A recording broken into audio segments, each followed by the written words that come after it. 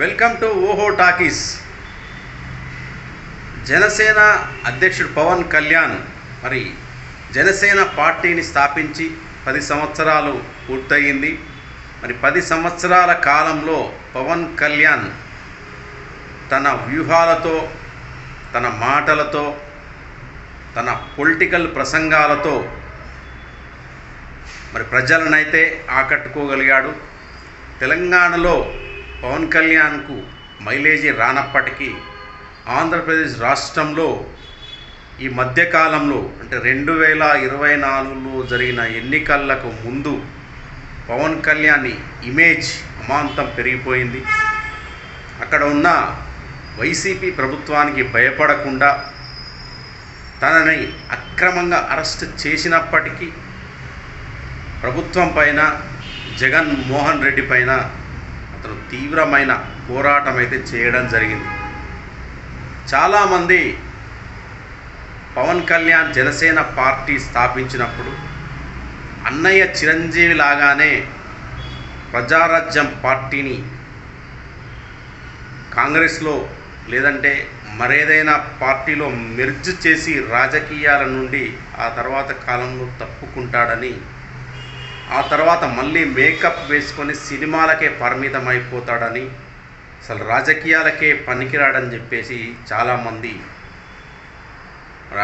గతంలో మాట్లాడడం జరిగింది. మరి దానికి భిన్నంగా ప్రస్తుతం పవన్ కళ్యాణ్ మరి 2 రాష్ట్రాల్లోనే కాకుండా మరి జాతీయ స్థాయిలో కూడా మంచి గుర్తింపును సాధించగలిగాడు. 2014 సంవత్సరంలో జరిగిన ఎన్నికల్లో మరి బీజేపీ, టీడీపీకి మద్దతుగా పవన్ కళ్యాణ్ క్యాంపెయిన్ చేయడం జరిగింది.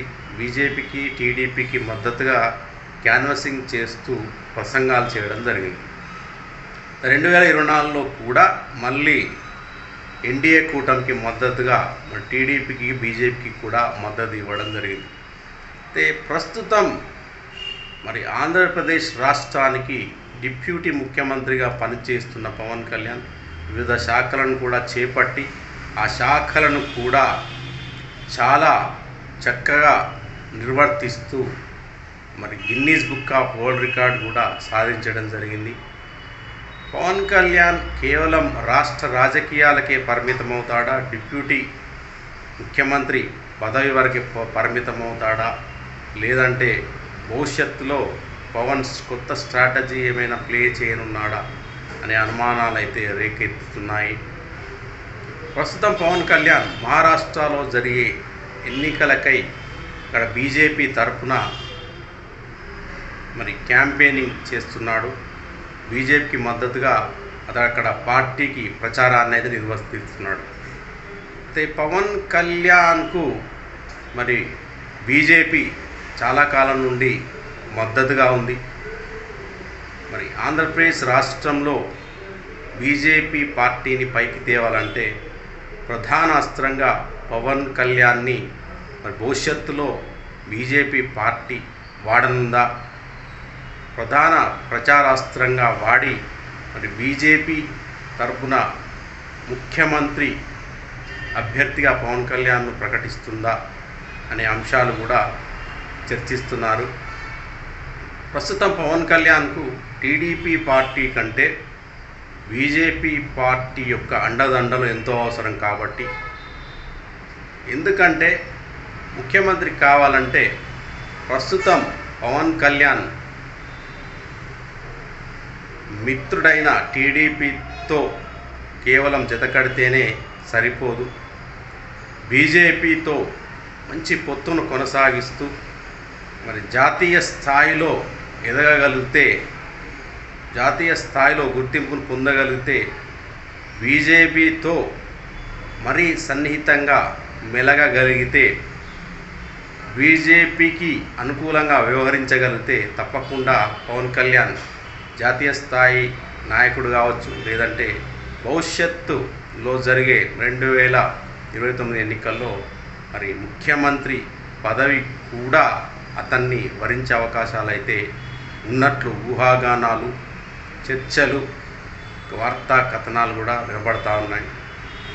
ఇప్పుడైతే మరి ఆంధ్రప్రదేశ్ రాష్ట్రంలో ఎన్డీఏ కూటమి టీడీపీ జనసేన బీజేపీ అధికారంలోకి వచ్చిందో పవన్ కళ్యాణ్ తనదైన శైలిలో తన శాఖలను వ్యవహరిస్తూ వీలైతే ప్రభుత్వాన్ని శాఖలను కూడా ప్రశ్నిస్తూ తనదైన మార్క్ స్టైల్తో మరి అక్కడ పవన్ కళ్యాణ్ రాజకీయాల్లో చక్రం అయితే తిప్పుతున్నాడు. పవన్ కళ్యాణ్ తీసుకునే నిర్ణయాలను కూడా అక్కడ ఉండే ప్రభుత్వాలు మరి తీసుకొని పవన్ కళ్యాణ్ ప్రభుత్వం కూడా వారు తీసుకునే నిర్ణయాలు ఏవైతే ఉంటాయో పాలనాపరమైనవి పవన్ కళ్యాణ్ నిర్ణయాలను కూడా వాళ్ళు తీసుకొని ప్రభుత్వపరమైన ఏవైతే కార్యక్రమాలను కూడా చేయడం అయితే జరుగుతూ ఉంది అక్కడ. అయితే పవన్ కళ్యాణ్ ప్రస్తుతం ఆంధ్రప్రదేశ్ రాష్ట్రంలో అక్కడ ఉన్న కూటమి ప్రభుత్వంలో ఒక కీలక వ్యక్తిగా మరి కొనసాగుతూ ఉన్నారు.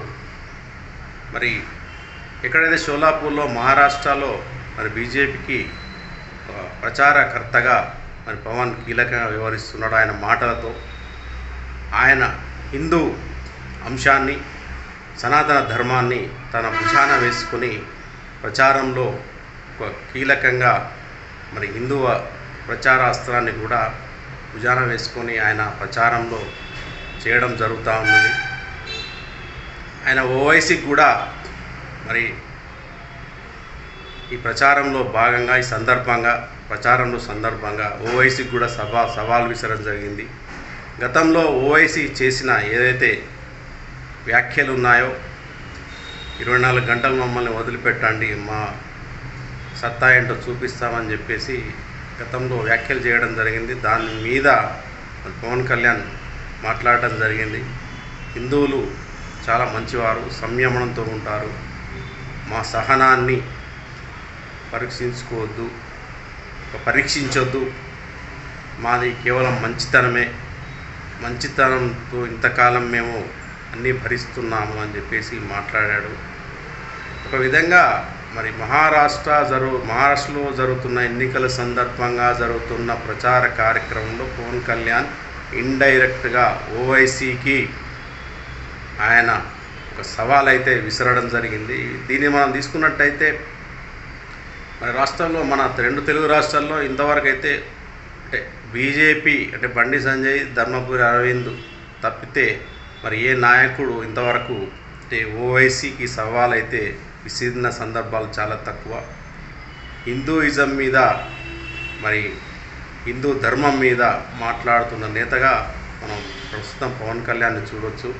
ఈ విధంగా తీసుకున్నట్లయితే మరి బీజేపీ పార్టీకి ఒక మంచి రాజకీయ అస్త్రంగా పవన్ కళ్యాణ్ భవిష్యత్తులో పనిచేసే అవకాశాలు అయితే మనకు కనబడతా ఉన్నాయి.